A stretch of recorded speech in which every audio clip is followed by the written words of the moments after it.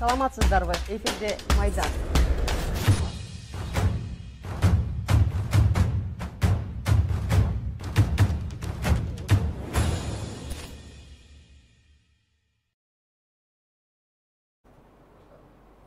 Саламатсыздарбы. Говори ТВ телеканалының түзігісінде Майдан программасы бүгінгі біздің талқылай тұрған темабыз авақта қармалғандардың кепілдеген кім қауіпсіздігін кім кепілдейді деген тема. Анткени ақырғы мезгілде 1-2-3 жылдың ішінде бір топ ушундай окуялар болып кетті. Мына 5 январда Арыстан Алай өзін өзі өлтірді деген хабар шықты. Аға чейінде хабар болған, өліп қалыптыр деп 23 декабрда, бирок мына 5-інде аны ашқанадан таап атышат, денесин асынган деп айтып атышат. Азыр иликтөө жүрүп атат. Ушул тема боюнча бизде катышат тургандар укук коргоочу Айзаза Абдрасулова, Камалдин Жапаров, кыйноолордун алдын алуу улуттук борборунун эксперти, Эмиль Жандаев, акыйкатчы аппаратынын бөлүм башчысы, жана Бактыбек Жумашев, адвокат, укукчу десек болот, юристи, адвокат негизинен. Кимиңер биринчи баштайсыңар? Айзаза, сиз баштабайсыз мында. Рахмат. Бул абак жайлар, бул жабык жайларга кирет. Ошол СИЗО, тергөө абагы, колониялар, ивестер бүт бары жабык жайларга кирет. Ал жерге жарандар өзүнүн каалоосу менен барып отуруп албайт. Аны кандайдыр бир себептер менен, соттун чечими менен, тергөөчүнүн чечими менен барып отурушат. Ал жердеги адамдардын укуктары чектелүү. Бирок алып барганда эле укуктары эмес, эркиндиктери чектелүү. Эркиндиги жөнүндө сөз болуш керек, чектелгенде. Ошол отурган камерадан сыртка чыкпайт, каалаган убагында каалаган адам менен жолугуша албайт дегендей. Бирок алардын негизги жашоого болгон укугу, ден соолугуна баягы медициналык жардамга болгон укугу, убагында тамак жегенге болгон укугу, санитардык тазалыкка болгон укуктары бардыгы сакталыш керек. Эми ким кепилдик берет, ким тарабынан сакталыш керек. Ким кармаса, ким камап турган болсо, ошол тараптан сакталыш керек. Бул абак жайлары деген бул мамлекет тарабынан. Биз конкреттүү түрдө бул тергөөчүгө же болбосо ошол түрмөнүн начальнигине эмес, мамлекетке айтабыз да. Мамлекет ошолордун коопсуздугу боюнча эң жакшы мыйзамдар кабыл алыныш керек. Экинчиден, ошол мыйзамдар баягы аткаруу бийлиги тарабынан иштеп туруш керек. Сөзсүз түрдө ошол эле убакта ошол кармалган жарандарга укуктарын жана милдеттерин кенен түшүндүрүп туруш керек. Эми ошол укуктардын ичине сөзсүз түрдө адвокатка жолугуп туруу укугу, туугандары менен байланышта болуу укугу, маалымат алуу укугу, ошол эле убакта эгерде ден соолугу начар болуп аткан болсо, медициналык жардам алууга болгон укуктары толук кирет. Эми бул кенен жазылган эрежелер бар, мыйзамдар бар, бирок экинчи жакта ошол мыйзамдар канчалык деңгээлде аткарылып жатат деген. Мындай бир кокустуктар болуп кеткен убакта кимдир бирөө бүгүнкү күнгө чейин жооп бердиби? Кыргызстан мамлекет катары жооп бердиби деген бул өзүнчө өтө чоң суроо. Мисалы үчүн бирөөнү камап атканда курун чечип алат эмеспи? Жиптер болбосун чөнтөгүндө деп, анткени өзүн өзү өлтүрүп албасын деп мамлекет атайын алдын ала чара көрүп атат.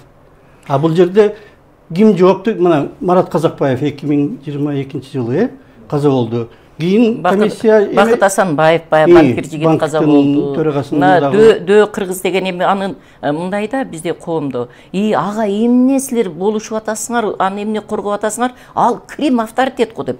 Мен үчүн ал биринчи адам. Ал Крим авторитетпи, террористпи, же дагы ким болгон, кандай кылмышкер болгон убакта дагы анын адамдык укугу бар. Анан ошол кармалды. Кармалгандан кийин Дөө Кыргыз деген, Дөө Чыңгыз деген өзүнүн ажалынан өлгөн жок да. Анын айтып алиги расмий бийлик тарабынан маалымат кетти го. Бир нече бычакталган, кескиленген деген. Анан тууган уруктары соппосо биз видеодон көргөнбүз. Маалымат таркаган, аны кармап кетип аткан. Буту менен басып кирген жигит эле 3 күндөн кийин өлүгү чыгып атса. Арыстан Алай 14 күнү дайынсыз жоголду деп туугандары кайрылып атышат. укук коргоо органдарына. Ал 15 күнү гана качан уже алиги издеп баштаганда, розыск жарыяланганда, анан кийин улуттук коопсуздук кызматы ал бизде отурат дейт. Айланайын 2 суткага чейин. Эмнеге туугандары билбейт аны? Эмнеге коомчулук билбейт? Анан мына 14 күнү кармалып, 15 күнү баш коргоо чарасы өзгөртүлүп, ал ГКНБга кирип атат. Анын подследственность, азыр адвокаттар кененирээк айтып берет, подследственность ГКНБныкы. Анан кийин эле муну 19-унда ГКНБдан немеге СИЗОго которуп атат. Бирок мен билген маалымат боюнча ГКНБга ошол физически адамды гана ГКНБдан МВДга которуп атпайбы СИЗОго. МВДга дагы эмес, тиги Минюстка карап калат, туура, ошака которуп атат. Ал эми иш материалы ГКНБда калып атат да. Эгерде сен аны ГКНБнын СИЗОсунан которуп аткан болсоң, ошого негиз болуш керек да. Эмне себептен тияка которулду? Демек иш материалдары баягы кылмыш иши кошо Ички иштер министрлигине берилиш керек болчу. Анткен жокпу? Андай болгон жок да. Андай болгонун биз уккан жокпуз. Эгер ошондой болгон болсо, балким адвокаттар тууралайт мен, бирок андай маалымат жок бизде. Анын СИЗОго которулганы дагы мындай бир белгисиз эле болуп. СИЗО эмес, колонияга. Демеге жок, СИЗОго, сиз угуп туруңуз. СИЗО биринчиге которулуп атат, бул 19 декабрь күнү. Анан кийин бул СИЗОго баргандан кийин 27 декабрда адвокат менен жолугушуп атат. Адвокаттын айтуусу боюнча. Адвокатка бул бир жерим ооруп атат менин, мындай деген бир арыз арман айткан эмес да. Эртеси күнү 28 декабрь күнү Бишкек шаардык сотунда бул адамдын баш коргоо чарасы каралмак болгон. Анан эмнегедир эле ал баш коргоо чарасына аны алып келишпей калып атат. 27 күнү адвокат барып жолугуп эртең каралат деп аны менен баарлашып чыгып атат. 28 күнү Бишкек шаардык сотуна баш коргоо чарасын караганы аны алып келген жок. Анан ошол жерден адвокат билип атат, муну 29 күнү тиги 31-ге которуп атат деген сөздү. Анын ортосунда бул киши баягы көк ала болду, анан кийин өлүптүр деген маалымат 23 декабрда маалымат кетип атат. Мындай алиги хронологически караганда дагы өтө мыйзам бузуу жолу менен адвокаты билбейт. Врачтардын коруптундалары менен адвокат таанышкан эмес, тууган уругуна айтышкан эмес, мунуңар ушундай бир таптакыр эле болбой калды, тияка которобуз деген. Анан эле мунун өлүгү анан 5 январда 31 колониядан чыгып атат. Бул жерде суроолор көп. Бул суроолорго могу жерде тургандар биз жооп бере албайбыз. Биздин бере турган жообуз да жок, милдеттүү да эмеспиз. Бирок мамлекет жооп бериш керек. Мен кошумчулук боюнча бул чындыгында сиз бир факт боюнча сурап атасыз, Арстан Алайдын өлүмү боюнча. Бул киши 48 саат ГКНБнын УКМКнын убактылуу кармоочу жайында кармалган. Анан эртеси күнү санкция алып барганда сот жазаларды аткаруу кызматынын биринчи ТИЗОсуна чечим чыгарган, ошол жакта кармоо боюнчачы. Эми бул факт боюнча мен жеке оюм, биз барып ГКНБдан дагы кээ бир материалдарды алдык, алардан да сурадык, начальнигин, ошол жердеги балдарды дагы жазаларды аткаруу кызматынан дагы биздин балдар материалдар чогулуп келди. Бул жерде жекеден жеке түздөн түз күнөөлүү ошол жерде дежурить этип отурган кызматкер. Эмне себептен? 2-де, түнкү саат 2-де, 4-кө тиги киши басып жүрөт. Ашкана менен камеранын ортосунда басып жүрөт. Ошого эмнегедир кызыкпай атат деген. Эмне себептен бул жатпай атат, же уктабай атат, басып жүрөт. Анан кийин ал даярдап атат тиги шнурду. Көрүп атасыңар, көрдүңөр видеодо. Видеодо барбы даярдап атканы? Бир немени кармап туруп даярдап неме кылып атат, чыгарып көрүнүп атат. Чай ичип улам бир шнурду кармап. Ошондо дагы беспокоиться этип мындай барып жоктон сурап коюш керек эле да. Андай болгон жок да бул жердечи. Бул ойлойм, бул жеке баягы адамдын өзүнүн баягы шалакылыгы депчи, ошол жерде кызмат өтөп жаткан. Айтайлык, мына 2023-жылы жазаларды аткаруу кызматынын абактарында 17 адам каза болсо, ошонун 5-өө суицид менен каза болду. Ошол 5-өөнүн тең кандай бул алар карап отурат да, дежурный бар, башкасы бар, видеонаблюдение койдук деп бардык программаларында айтып атат, бардык жерлерде жазаларды аткаруу кызматы айтып атат, бардык, даже сотрудниктердин көкүрөгүндө видеонаблюдение бар. Кантип ошолорду көрүп туруп, ал кызыкпады, мен ушул таң калтыртат. Андан сырткары мына 2018 жылдан 2023 жылга дейин ушу жанагы жазаларды аткаруу тутумунун кандай иштешин жакшыртуу боюнча программа кабыл алынган. Ошол программада көп нерселер аткарылды чындыгы. Бирок көбү аткарылган да жок. Эми азыр 2023 менен 2024 менен 2028ге кабыл алган проектisi чыкты. Ошондо да көп нерсени планировать эткен. Эми мен бул жерден айтайын дегеним, бизде бүт абактар Чүй областында жайгашкан. Бул союз кесте болгон, промышленность болгон, иш менен камсыз болуп турган баардык абакта отургандар азыр андай жок да. Биз маселе көтөргөнбүз. Ар бир областтын территориясында өзүнө жараша түрмөлөрдү куруу. Бул деген кандай экономикалык андай жок. Жалалатта 10 колония бар. Нарындан алып келинбедиби? Нарында алып тергөө изолятору. Тергөө изоляторунда отурушкан аларчы. А бизде Топчукечи?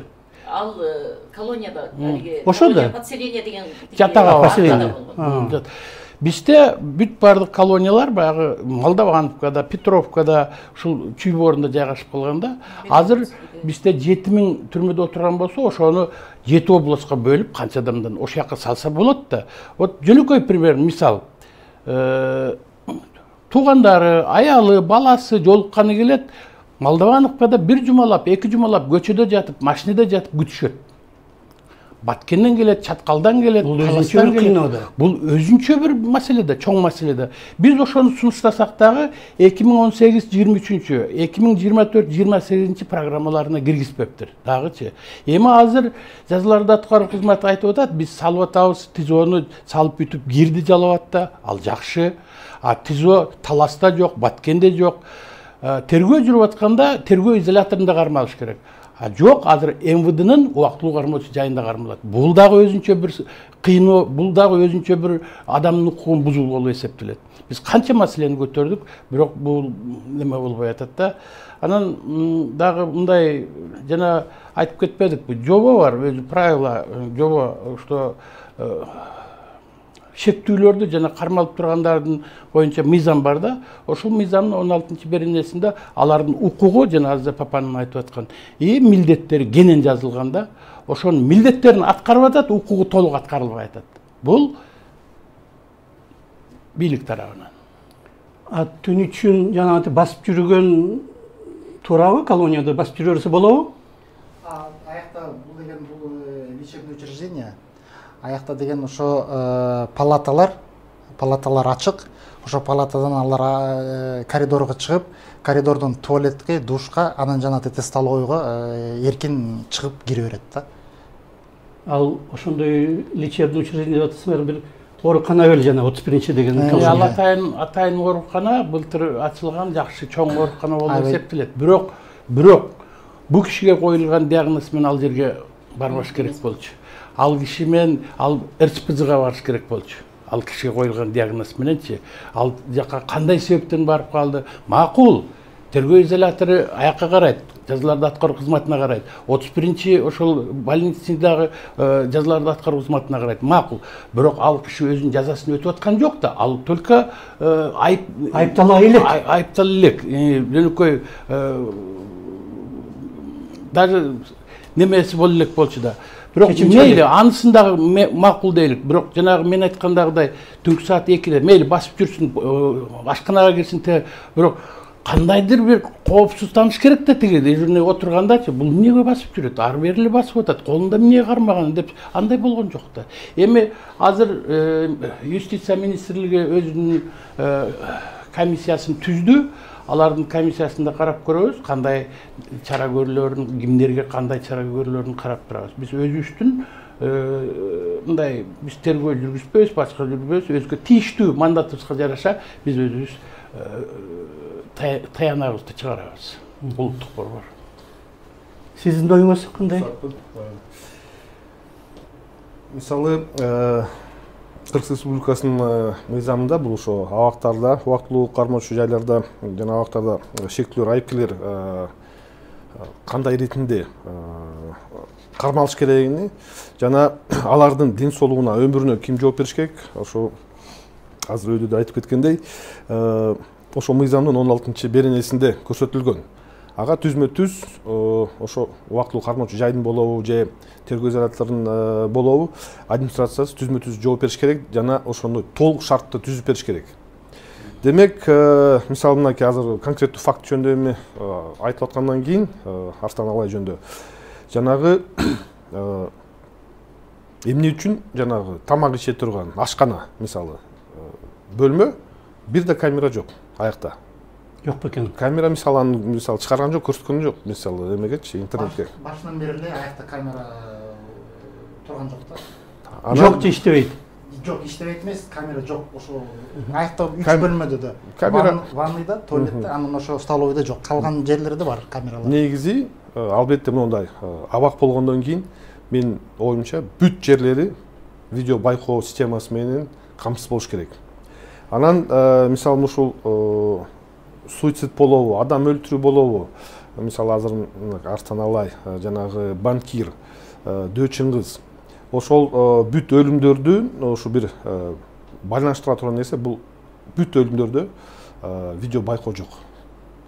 Демек, мындайча айтканда ошол абактардын администрациялары ошол өлүмдөргө мындайча айтканда шарт түзүп берүү да. Шалакылык менен атайын болбосо да шалакылык менен шарт түзүп берүү. Мисалы киши колду өлтүрүү албетте ошо кылмышка бара турган киши биринчи иретте ошо камераларды карайт да.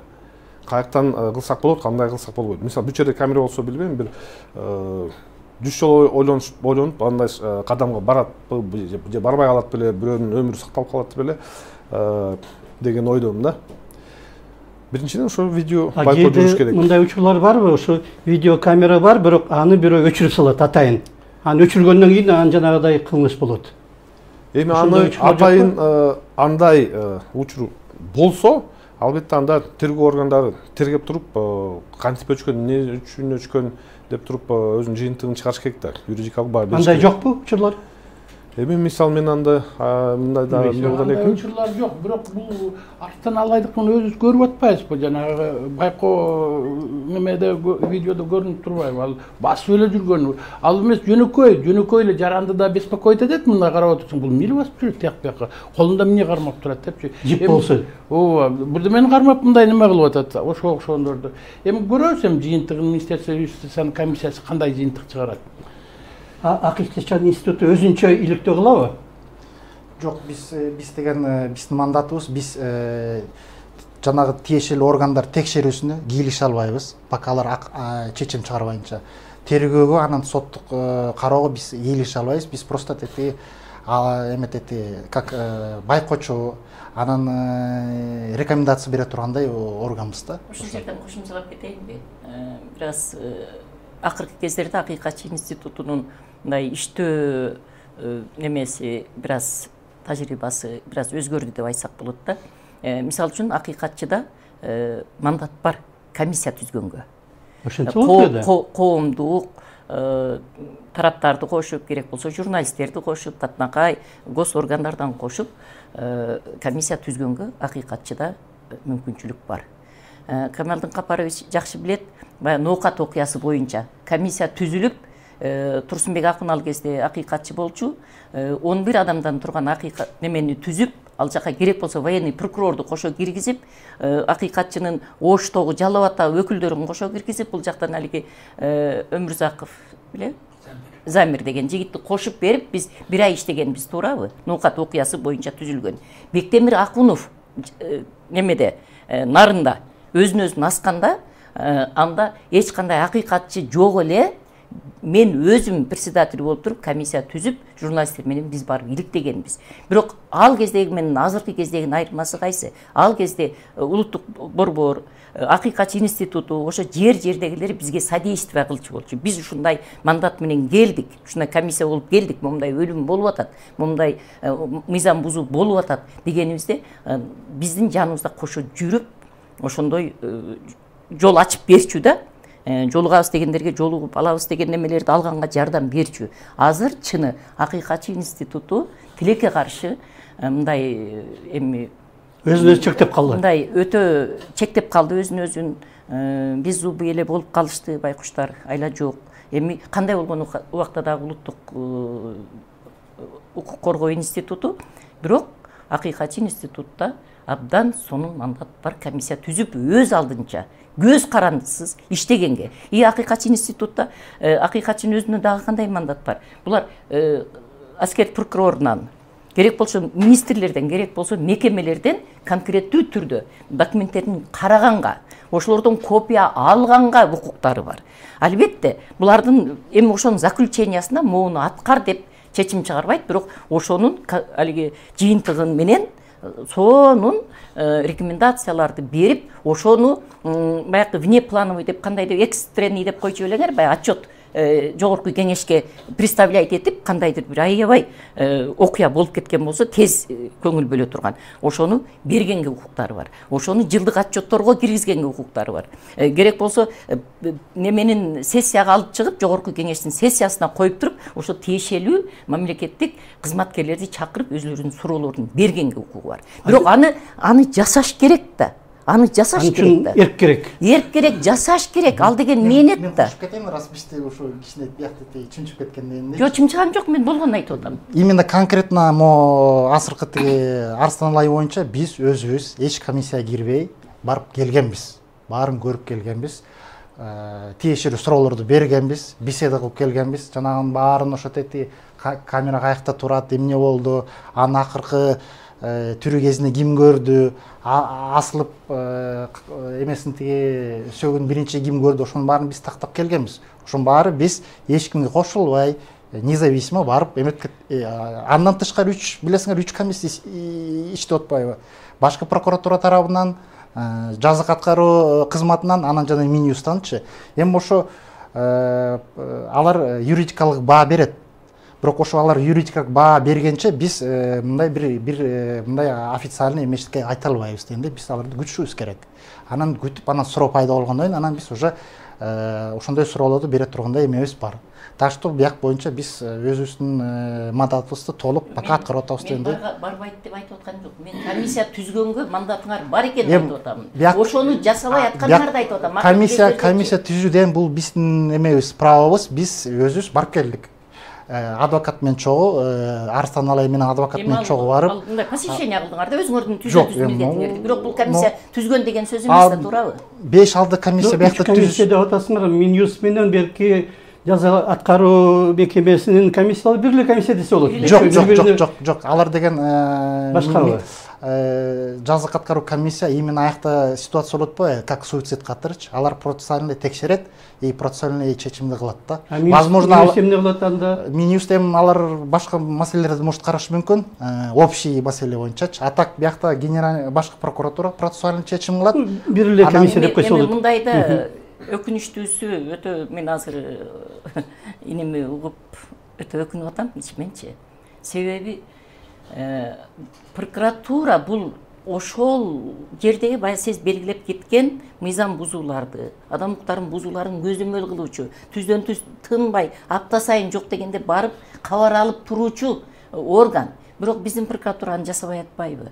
Булар баягы мамлекеттик айыптоочу, анан кийин болуп эле гособвинение эле ишин аткарып, ал эми адам укуктарынын жабык жайлардагы сакталышы боюнча иш жасабай атат. Прокуратура эч убакта туура чечим чыгарат деп мен силерге азыр өзүм ишенип турам, чечим чыгара албайт. Себеби ал чечим чыгарса, акыркы жолу прокуратура качан барып ошол жерди текшерди, качан өзүнүн мындай бир баягы рекомендациялар, могу жерди оңдогула, мындай кылгыла деп баягы камераларды карап кетти дегенин айтыш керек болот. Туурабы? Ал эми жаза аткаруу кызматы алардын колунда өлүп атпайбы? Алар кантип айтат, кантип өзүнүн адамын мынтип салып берет. Ал эми Минюс болсо жаза аткаруу кызматы Минюстун алдында болуп атпайбы? Ал эми менин ишенгеним кайра эле адам укуктарын коргоочу улуттук институт катары кыйноолордун алдын алуу борбору, акыйкатчы институтту, мындай бир опытный эми мага окшогон дебесем дагы деңгээли менчелик болгон укук коргоочулардан, адвокаттардан кошуп туруп көз карандысыз комиссия түзүп койсо, буларды башына бир чаппайт болчу. Булардын мандаты бар болчу. Аны жасабай атышпайбы? Анан кийин баягы биринчи берген суроону мен неме кылып атырмын. Вообще жабык жайларда өлгөндөр боюнча 2011 Физиев деген өлгөн. Фирузхан Физиев деген Камалдин Капарович жакшы билет. Бул ондон чечим чыгарып келди. 3 немени Кыргызстан 3 беренени одоно бузган деп туруп ондун чечими келди, аткарылбай турат. Эсиңерде бар болсо керек, Айбек Эшбаев деген бир гаишник жигит бир $100 бир балекет болуп ГКМга камалып, ал кишинин өлүгү чыккан ошол жерде. Мен ошондо, ошол кездеги акыйкатчы комиссия түзүп, мени киргизип, мен ушу Айбек Эшбаевдин иши боюнча мен изилдегенге катышканмын. До конца катышканмын. Неменин тиги Безруковдун иши боюнча до конца катышканмын. Кандай болду? Жыйынтыгыбы? Жыйынтыгы кандай болот эле? Неменин Эшбаевдин ишин соттогусун токтотконбуз. Биз алиги неменин иши боюнча Фирузхан Физиевдин иши боюнча аны 10го чейин жеткиздик. 10 Кыргызстанды күнөөлүү деп тапты. Биз бир ишти баштасак жарымдан таштап койбойбуз. Аны акырында күнөөлүү деп табылган. 2 иште тең ошолордун эмесин өлүмүндө. Былтыр Марат Казакбаев боюнча неме түзүлдү. Аны кандай болуп бүттү билбей калдым. Мен аларга катышпай калдым. Эч күнөө жок деп. Анан кийин неменин баягы Бакыт Асанбаев деген бала. Ал деле асынбадыбы? Ал боюнча дагы эмне болуп бүттү? Менче туугандары менен кандайдыр бир сүйлөшүүлөр жүрдү окшойт.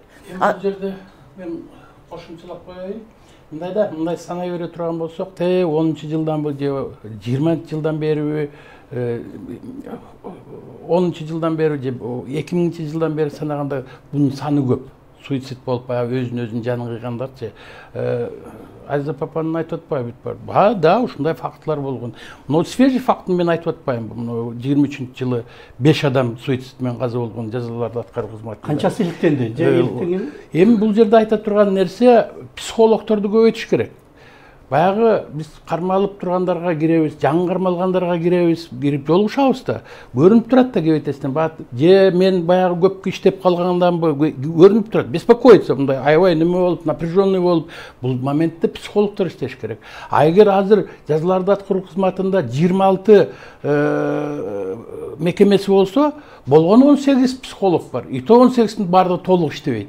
Элестетиңиз, ар бир жерде, ар бир тергөө изоляторунда, керек болсо убактылуу кармоочу жайларда, мына Жалал-Абадтын убактылуу кармоочу жайы ТИЗО катары колдонулуп келген, Баткендики, Таластыкы колдонуп атат, 50-60 адам турат. Ошол жактарга да атайын психологдор керек. Баягы адамдын ой пикирин бөлүш үчүн. Жамандыкка барып, баягы асынып калбасын, суицид болбосун деген. Андай жумуш жүрбөй атат да, биздин байкашыбызча. А зачем биздин байкашыбызча? Жүрбөй атат. Кесел айтса болот. Психологдор бар, 18 психолог бар жазаларды аткаруу кызматында. Аны толук иштебейт, иштесе 13, может 14 иштейт. А фактически абак 26 да. Ушул жердечи мына Камалдин Капарович айтып аткан эмеге психологдор жөнүндө. Эми биздин угармандарыбыз айтышы мүмкүн да, алар кылмышкерлер деген, аларга психолог эмне кереги бар? Аларды бакканыбыз аз келген себеби психологпу деген. Бирок түрмөнүн могу аурасын ойлош керек.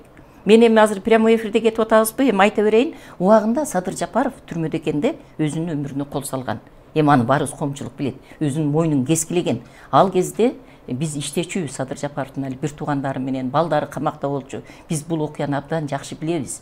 Эми менин өкүнгөнүм Садыр Нуркожоевич ушул түрмөдөгү баягы каралардын колу менен мажбурлап доведение до суицида деген статья бар. Ошого апара турган моменттер болуп калат. Айласы жок, баягы сырттагы туугандарын Алга Кылычев ал жөнүндө айтып келип атат канча жолу. Тууган уруктарын сырттагыларды коркутуп, ошолорду мындай кылабыз деген ошондой ыкмалары көп да. Түрмөдөчү. Түрмө деген түрмө, айыр эми жыландын баласы түшпөсүн. Айырда ар кандай ыкманы колдонуп, адамды өзүнүн өмүрүнө кол салууга алып барып кое турган, мажбурлап кое турган жагдайлар түзүлүп калат. Сиз туура айтып атасыз, Азиза Папа, мажбурлап кое турган жагдайлар бар. Аны мажбурлап келтиришет. Тергөөчүсү же башкасы, оперативный ыкчам кызматкери же башкасы. Бирок ошонун оюн жаманга барбаш үчүн психолог керек. Сөзсүз керек. Себеби мен жөнөкөй эле бир мисал айтып берейин. Биз көп баягы жаңы кармалганга киргенге аракет кылабыз. Баягы кээ бирлер ушундай аты жөнүн айтпай эле коеюн. Ал ушундай жаман абалда турган экен. Кармалганына 45 мүнөт болуптур. Жаман абалда туруптур. Анан кийин мен далысынан таптап туруп, "Ай, жигит, оюңду өзгөрт. бардығы қамалып шыққан, төбесі көрінген бардығы қамал. Сен де Құдай бұйырса шығасың. Ешқашан жамандыққа неме қылба. Только жақсы ойла. Тігінде мындай деп жарым саат беседе қылдым. Андан кейін жарым сааттан кетсем баяғы кіші уже күліп қалыпты. Көрдіңіз бе? Баяғы мен өзім психолог қатары менен мамиле жасадым да, баяғы ой. Байқадыңыз, ошол ахуалын байқадыңыз да. Ал киши бошоп кеткенден кейін рахматын айтып келбеді. Байка дейт, жаман ойда болчумун дейт. Ошол бурулду менин оюм деп. Ошондон кийин мен почему-то ушу барган жеримде басым жасайм, психолог барбы же жокпу деп. Мына колонияларда, түзөтүү колонияларында 700төн, 800төн, 600төн ал жерде да болуп атат суицидтер, өзүнүн жанын кыйгандар. Алар менен иш жүргүзүш керек. Жок, бирок психолог керек. Азыр папанына ал айып керби башка деген жокмун. Мен угармандар ошентип ойлошу мүмкүн деп айтып атам. Угармандар буларга эмне кереги бар деп айтышы мүмкүн. А чынында айырдын түрмен ауырасы такыр башка психологдор сөзсүз керек. Мен тескерисинче сизди колдоп атам. Сиз көптөн бери сүйлөдүңүз. Мен кош кетейин деген бул шектүүлөр, айыпкерлер күнөөсү далден элек болуп, өкүм чыга элек болуп, же өкүм чыкканы менен күчүнө кире электе бул негизи күнөөсү деп эсептелишет бул жарандар. Бизде кандай болот? Кээ бирлер керек болсо акталып деле кетип атат, акталып чыгып атат, күнөөсү аныкталбай дегендей. Бирок ошол убактылуу кармоо жайы болобу, же тергөө изолятору болобу карап көрсөк, адам киргенден баштап жазаны, кылмышты далденеликте эле жазаны өтөй баштап атат. Биринчиден бул психологиялык жагынан аябай чоң сокку, стресске алып келет кишини.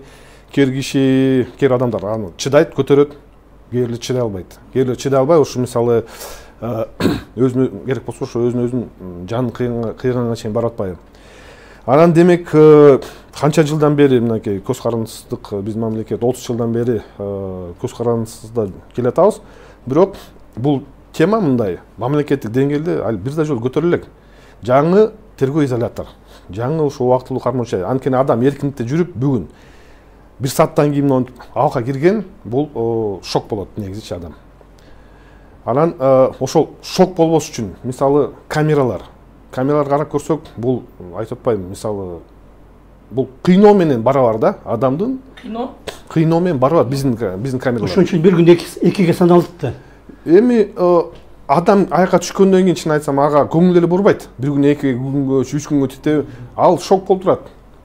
Кичинекей кыска камера, ичинде толо адам, баары тең чегет, мындайча айтканда аба жок, айнектерин карасаңар бүт айнектер жабык, туалети ошол биякта тамак ичип атат, ошол бөлмөдө биякта туалети, стресс болот да адам. Туалет болсо жакшы, немелерди көп эми чака ошого адамдык мындай адам өзүнүн сапатын, касиетин сакташ үчүн ошо мамлекет шарт түзүп бериш керек да. Ошону абакка киргизип атасыңарбы? Мамлекетке да бул талап. Анда шарт түзүп бергиле. Күнөөсү далденелик болгондон кийин бул адамдай отуруш керек. Таза бөлмө, мисалы 1-2 эле киши чектелген, аба дайым болуш керек. Дагы мен кошуп кете турган нерсе, негедир негизсиз баарына тең жанагы оор кылмыш, өтө оор кылмыш жасагандай мамиле жазалат да. Уюлдук телефонго, мисалы сайттер союзунан бери келет, негизде байланыш, анан кийин уюлдук телефон киргенден кийин биз жашоо. Эмне үчүн мисалы үйдөлөр менен сүйлөшүп турса, контролдоп да, мисалы каалаган убакта сүйлөштүрүп койсо болот да. Адамдычы туугандары мисалы аны соротуп, кубаттап турса, бул да бул психологиялык жардам болот адамгачы. Стресстен стресске кирбеш үчүн. Анан дагы бир азыр мынакей Айза эжебиз айтып кетти. Ушул өлүмдөр болуп аткандан кийин бирөө жарым жооп бериш керек да. Кылмыш кодексте көрсөтүлгөн. Көзүңөр же убагында чара көрбөй калдыңарбы? Шалакылык болдубу? Анда жооп берсин. Мисалы канчадан өлүм болуп атат, бирок мисалы мен массалык маалыматтар каражаттарын уга элекмин. Бирөө мисалы ошол тергөө изоляторунун башчысы кесилди, же бул күнөөлүү болуп табылды депчи. Ашып кетсе, жумуштан айдалып кетип атат. Эң ашканы. Да. Жерден дагы жанагы мен кошумчалап коеюн, баягы адамдын ой пикирин жаман ойго кетип атканын өзгөртүш үчүн айтпадым психолог. Андан сырткары дагы бир орчундуу маселе бар. Баягы абактарда, өз жазасын өтөп жаткан жерлерде. Ошол жерде отургандарды жумуш менен камсыз кылыш керек. Азыр биздин абактарда отургандарда эгер 5000ге чукул абакта отурган болсо, ошонун 1000 бирдемеси гана жумуш менен камсыз болгон. Анын дагы 400 бирдемеси ал баягы обслугада. Ошол абактын ичинде. Өндүрүштө иштеген, бир гана өндүрүштө иштеген бул 200 бирдем адамда ушундай бул данныйлар жазаларды аткаруу кызматыныкы. Ошол максимальный болуш керек. Буну батыш өнүккөн мамлекеттерде ошо түрмөдө отургандар канчалык ушундай катуу аракет кылат да жумуш менен камсыз кылуу үчүн.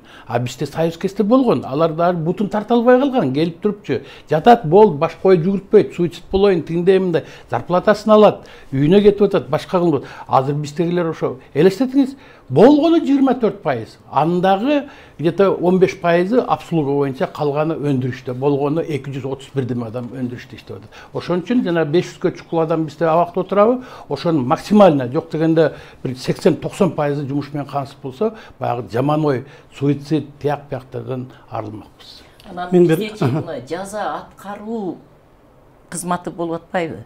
Жазаны гана аткарат да. Жаза аткаруу жок, даже колонияга баргандан кийин жаза аткаруу жана түзөтүү мурун ошондой эмес беле. Колония исправительный колония и исполнение наказания эле да, туурабы? Ал колония бир жагынан наказание баягы жазаны аткарат, экинчи жагынан ошол адамды кандайдыр бир түзөтүү жолуна, кандайдыр бир жумуштарга үйрөтүү жолдору бар эле да. Азыр только жазалашкана керек да, карательный орган. 4 пикирди азыр окуп берейин, анан эмеге да чыгат го, экранга да. Ошолор жөнүндө силердин оюңарды сурайбыз анда. Мына жаза аткаруу кызматынын билдирүүсү болду. Арслан Алай тууралуу. Чыгарасыңарбы? Жансыз денени алгачкы кароодо дене жаракаттары табылган эмес. Өлүмдүн чыныгы себебин жана кандай түрдө болгонун аныктоо максатында атайын комиссия түзүлүп, соттук экспертиза дайындалды.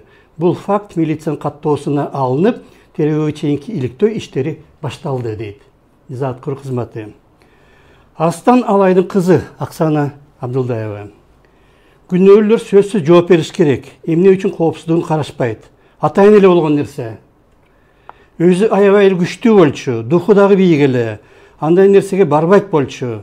Булар атайын эле кылган, бирок ал корккон эмес. Күнөө коюлган берене боюнча 5 жылдан 7 жылга чейин кесилиши мүмкүн болчу. Мейли, тергесин, өмүрүнүн аягына чейин кесмек беле, камамак беле. Иштешсин, күнөөмдү далилдесин, менден кам санабагыла деп коюп, камырабастан отурган, дейт кызы. Арстан Алайдын адвокаты Кайсын Абакиров. Абактын кызмат адамдарын жоопко тартуу боюнча туугандары арыз жазды.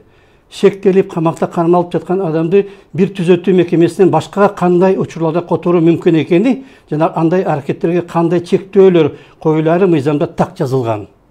Түн үчүн уктабай, басып жүргөнү башкалардын тынчын алган деп себеп айтылууда. Бирок бул жетиштүү эмес деп эсептейбиз, дейт. Жана 4-чү пикир. Нурбек Акбар, адвокат, укукчу да, юрист. Өз өмүрүнө өзү кол салып каза болгон учурда дагы түзөтүү мекемесинин жетекчилиги анын өлүмү үчүн жоопту. Анткени камакка отургузгандан кийин андай адам толугу менен мамлекеттин колунда. Бул деген коом үчүн аябай чоң коркунуч. Анткени Марат Казакбаев өлгөндөн кийин иликтөө кандай жыйдык чыгарды? Эч ким күнөөлүү эмес деп коюшпадыбы? Бүт баары мыйзамдуу болчу, өзү ооруп калып, өлүп калды деп коюшту. Ошондо жооптуу адамдарды жоопко тартыш керек болчу. 4 пикир. Ушулар жөнүндө баары жөнүндө бирден айтсаңар болот же бирөөнү тандап алып ушул туура эмес деп айтсаңар болот. Кимиңер биринчи? Мейли. Биякта 4 пикир айтылды. Мен просто дагы бир өзүм пикиримди айтып коеюн. 5 пикир болуп калабы. Биринчиден момундай болуш керек да. Мен ошотый жатакабага барганда Арслан Алайдын жактоочу менен сүйлөшкөн болчумун. Анан сурагам да, интернетте так айтылып атат, кайсы айып угузулду депчи. Ал болсо айткан, анча оор кылмыш, анча оор эмес кылмыш боюнча айып угузулган депчи. Ал андай кылмыштар боюнча негизи камакка алынбайт. Камакка алынат только учурда эс алып тергөөгө тоскоолдук кылса же качып кетейин деген ой бар болсочу. же болбосо тетиги жашан жайы белгисиз болсо. Арыстан Абай бул кайсы адам, белгилүү адам, Кыргызстанда эч качпаган адам, өзүнүн оюн ачык айтып жүргөн киши, өзүнүн үйү бар. Тергөө бул боюнча уже 2 жыл тергелип жүрүптүр. Адвокаттын айтуу боюнчачы 2 жол кылмыш иш кыскартылыптыр да. Анын курамында кылмыш жок деп кыскартылган болчу дейт да. Ошого карабастан эмнегедир ал киши камакка алынып атат. Бул суроо тергөөчүгө, анан жанагы тетиги сотко ошо камакка алып атат. Эси камакка алынмаса мындай окуя деле болмок эмес да. Вот ошондой пикирди бияктан ошо айтып коеюн деген болчумун да. Силер башкалар? Мен акыркы пикирге кошулам. Нурбек Акбар дедиңерби? Ошонун пикирине ал эң туура айтып атат, мамлекет жоопкер. Мамлекет жооп бериш керек деген. Анан дагы ушуга кошумча бизде мындай практика болгон. Оштун СИЗОсунда Безруков деген адам кайтыш болгонда, ал простатит менен ооруп, анан баягы убагында медициналык жардам, туура тиешелүү жардам көрсөтүлбөгөндөн кайтыш болгон.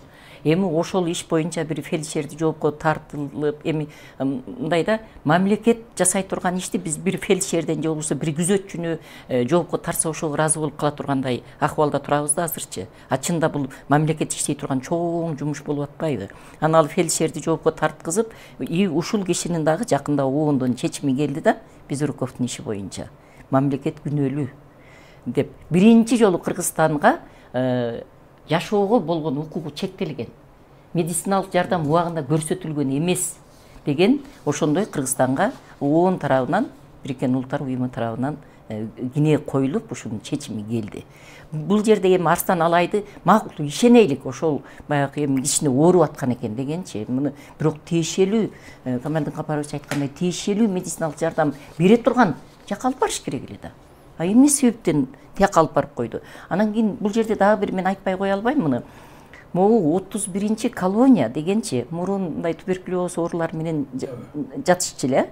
Андан кийин бизде мына 47-чи колонияны алиги медицинский немени бузуп неме кылбады. Анан ошол жака которулду.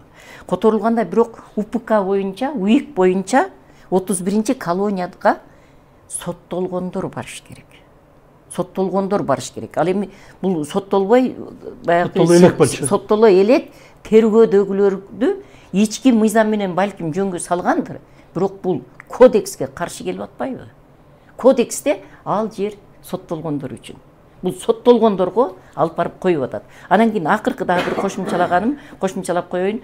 Бизде могу тергөө абактарында мындай жооп менен, мындай актануу менен 1, 2, 3 камералар, каралар турган камералар бар да, баягы мурунку ОПГнын мүчөлөрү, криминалдык чөйрөдөгүлөрдү ошол жерге калтырып коюшат. Алар өмүр бою соттолгон, 15 жыл, 18 жылга соттолгондор. И ошолор баягы неменин Мелис Макенбаев жазган ал пресс хаталардын ролун аткарат да. Аны биз билген үчүн айтып атам мен. Пресс ошолорду атайын ошол жерде кармап, бул мекеменин жетекчилери өзүлөрүнүн эмес, ошолордун колу менен баягы доведение да, суицида, анан вымогательство, ал жерге бир мындай аттуу баштуу акчалуу адамдар барып калса, мына Эркин Булекбаевтан сурагыла, Сапар Аргынбаевтан сурагыла, Уран Рыскуловтан сурагыла, 100 миңден 25 миң долларга чейин ушуларга салык салган. Ошо каралардын колу менен. Ошондо дагы мен барып, ал кезде Бекназаров адвокат эле экөөбүз барып, буларды жолугуп, булардын көрсөтмөсү, ошол кезде көгала болгон сүрөттөрү бүгүнкү күнгө чейин менин архивимде сакталып турат. Ошондуктан бул деген түп тамырынан реформа керек. Соттолдубу? Алар соттолгондордун орду колонияда. Аларды тергөө абагында айлап жылдап кармап, пресс хата кылбаш керек. Алардын колуна бир байкуштарды апарып салып берип, вымогать эттирбеш керек. Бул деген түрмөнүн эшиктери күнү түнү, айрыкча түнү ачылып турат. Бул камерага, ал камерадан тияка адамдарды беймарал бастырып турат. Атайынбы? Атайын жасалат. Атайын жасалганын мен билбесем, мен могу түз эфирде прямо немеде айтпаймын. Атайын жасалат. Ошолор баягы бул поддельниги тиякта, анан тияка алып бара албайбыз, бияка алып бара албайбыз деген шылтоо менен 1-2 камерага кармап турат. Ал камераларга кирсеңер телевизор, килем, холодильник, соп сонун условиясы бар, соп сонун камераларда отурат. Азиз Батукаев нарында кандай условияда отурганын биз билебиз. Башкалар кандай отурат, али смотрящий дегендер кандай отурат билебиз. Ошондуктан бул жаза аткаруу кызматындагылар ошол жерди жетектеп атат деген аты болбосо, ошолор менен түздөн түз сүйлөшүп эле ошолор менен чогуу иш алып барышат. Бул жерден мен да кошумчалап коеюн. Жанагы 4 ой пикир боюнча бири кызы катары, бири адвокаты катары айтып атат. Бүт барды акыркы Мурбек Акбардын айтканда туура, мен Эмилдин айтканына кошулам да. Бул жерде мен белгилеп айта турган нерсе. Азыр бизде соттор, мен жогоруда айттым. Соттор баягы өзү билип, действительно Арстан Алайдын жашаган жери, төбөсү көрүнгөн киши, президентке бала терс эткен, кандай необходимость было санкция бергенге бугачы? Келбей койгон жери болбосо, башкасы болбосо. Азыр ой мындай, коомдо да ушундай сөз жүрүп атат. Биздин адвокаттар тергөө менен шектүүнүн ортосунда, сот менен шектүүнүн ортосунда, ортомчуда баягы бааны өстүртүп, ортого түшүп, тигинден тигиндей мындай болуп, андай фактлар дагы бар. Андай фактлар да бар. Эми ошондо жөнөкөй эле үй камагына чыгарып, чечим чыгарып койсо, азыркы бизде отургандардын, азыркы бизде тергөө изоляторунда отурган 30% ушундай. Мен эгер сот болсом, ошолорго бербейт болчумун санкцияны. Кой, уят, үйүндө эле турсун, тигиндей мындай. Жок, санкция берем, мына берем. Ар бир тергөөчү эч качан үй камагына деп чыгарбайт да, алар кама дейт. Хоть бир жөнөкөй кастрюльдү, алюминий кастрюльдү урдап кетсе, баасы 100 сом турган. Кама муну дейт. Баасын өстүртүш керек да. Ортого түшө калып туруп неме кылыш керек. Эми буга көз сала турган ким? Мыйзамдуулукту көзөмөлдөөчү прокурор. Туурабы? А прокурорлор сотто отуруп алып эле мен макулмун, мен макул эмесмин, мен макулмун, мен макул эмесмин. Андан башка сөз айтышпайт. Жок. Тергөөчүнү жактайт. Тергөөчүнү жактайт. Эми аны баягы эски биздин тил менен айтканда баягы ата бабалар каралоочу деп коет аларды. Адвокаттар да актоочу деп коет да. Эми алар каралоочу болбош керек. Алар мыйзамдуулукту сакташ керек. Мыйзамдын аткарылышын сакташ керек. Андай болбой атат да. Биз ойлогонбуз, баягы эми прокурор болгондон кийин бардык жерде жөнөкөй мисал санкция берилдүү тергөө изоляторунда отуруш керек бардыгы. Жазаларды аткаруу кызматынын. Мен жогоруда айттым, хорошо Жалал-Абадка салынды. Батке менен Ошко салынган жок да тергөө изолятору, убактылуу кармоочу деп. Бузулуп атабы мыйзам? Бузулуп атат. Анда мыйзамды өзгөртүш керек, туурабы? Жок, алар ошол МВДнын убактылуу кармоочу жайында кармалсын деп. Анан биз ошондой кылып туруп, Таласта ошо Баткенде деп атпаймынбы? Анан биз суроо бердик да, берсек, бизге ответ берип атат башкы прокуратура. Башкы прокуратура органдарынын тергөө изоляторун салуу мандатына кирбейт депчи. Карасаңыз, Аны сураган жок да.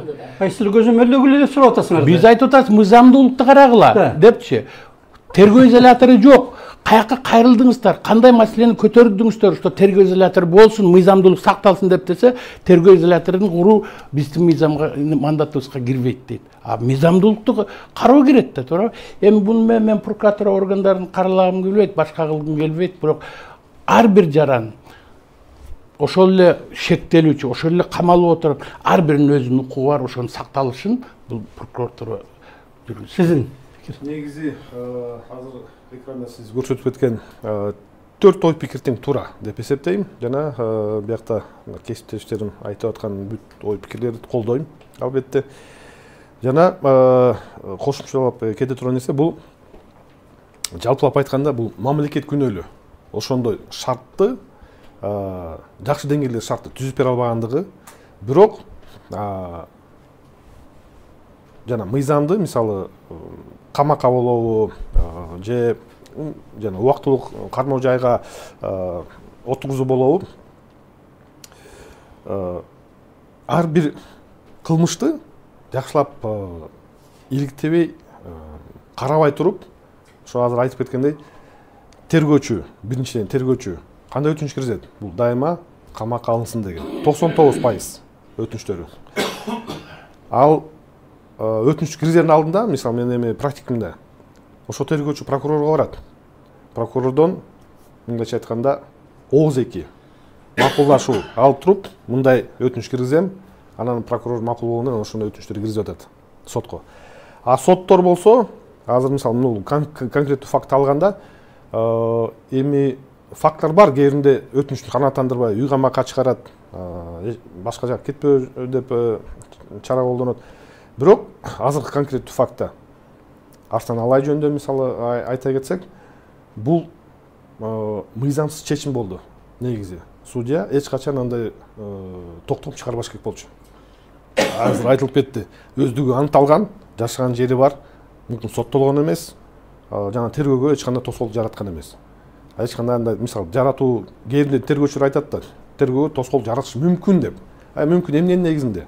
Жөн өзү ой пикири. Ой пикир менен эч качан негиздебеш керек да андай өтүнүчтөрдү.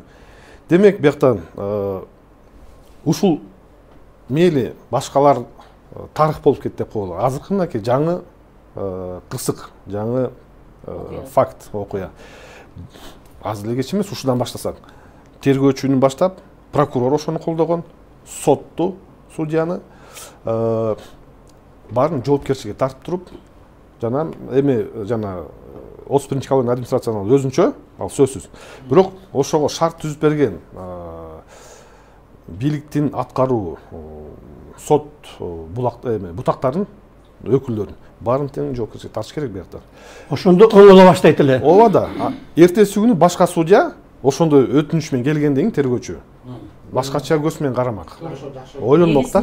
Баш коргоо чаранынчы бир 5-6 түрү бар да. Бизде ошо бул камакка алуу эң крайныы. Ага чейин шаар өз жашаган жерден эч жака чыгып кетпөө. Анан поручитель деп коет, бирөө кепилдикке ала турган. Анан баягы залог каралган, мындай акчалай залог коюп туруп, анан чыгарса болот. Андан кийинки мындай мен баягы немесинен кеттим да, шаардан чыгып кетпөө эң жеңилдик. Ошо жашаган жеринен башка жака чыкпоо. Анан бирөөнүн кепилдиги экинчиси болуп калат, бирөө мойнуна алат. Анан үчүнчүсү залог койсо болот. Анан төртүнчүсү анан кийин үй камагы болуп калат.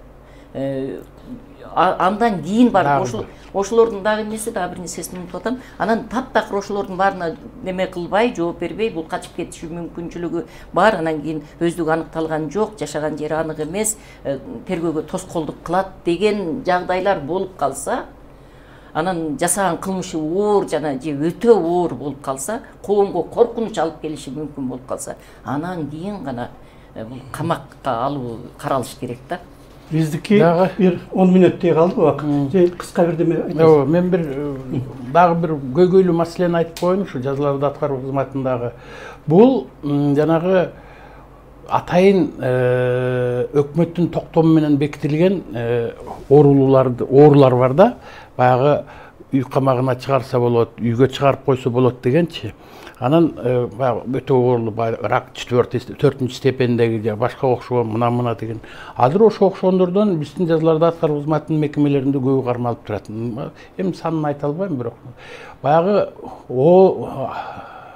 сүткө оозун күйгүзгөн айранды үйлөп ичет болуп, Батукаевтан кийин бир дагы чечим чыккан жок. Мына кече жакында гана бир чечим чыкты, бир аялды чыгарды, оор ошол перечинге кирген. Ошол перечинге кирген оорулуулардын бардыгы азыр абакта отурушат. Неден коркуп атышат?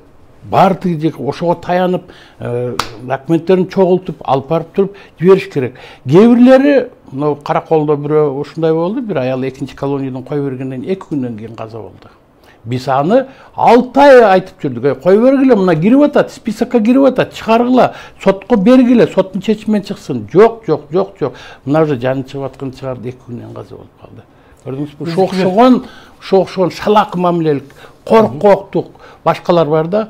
Эми кайдыгерлик мамилелер бар, ушулар андан коркпош керек. Эми бул жерде жана сот жөнүндө айтып атабыз. Бул судебная ошибка деген болбош керек. Медицинская ошибка деген болбош керек. Бул экөө адамдын тагдыры.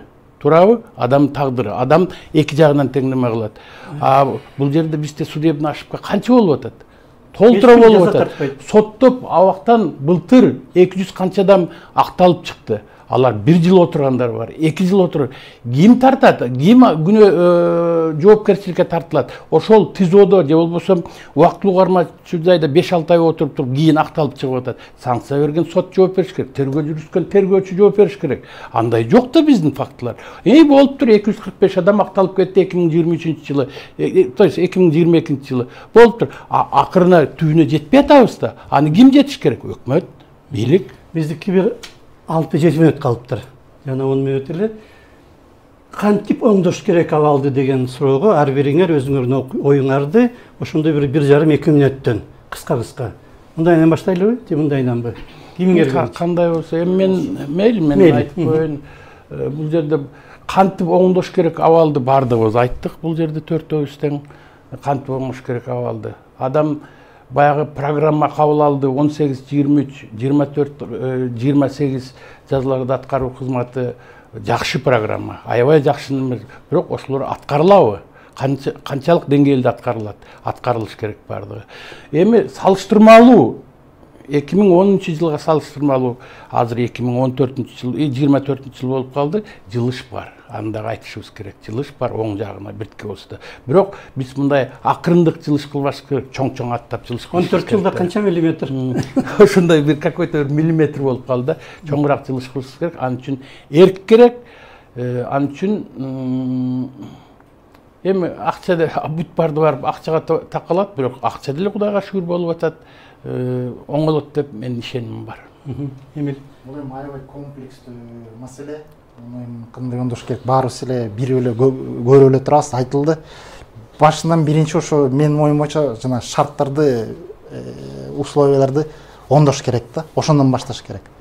Жатакабалардын условияларын оңдош керек. Жанагы санитарный, медицинский, гигиенический ошолордун баарын оңдоп, ошондон башташ керек эң биринчи. Анан комплекстүү калган маселелерди чечип бериш керек.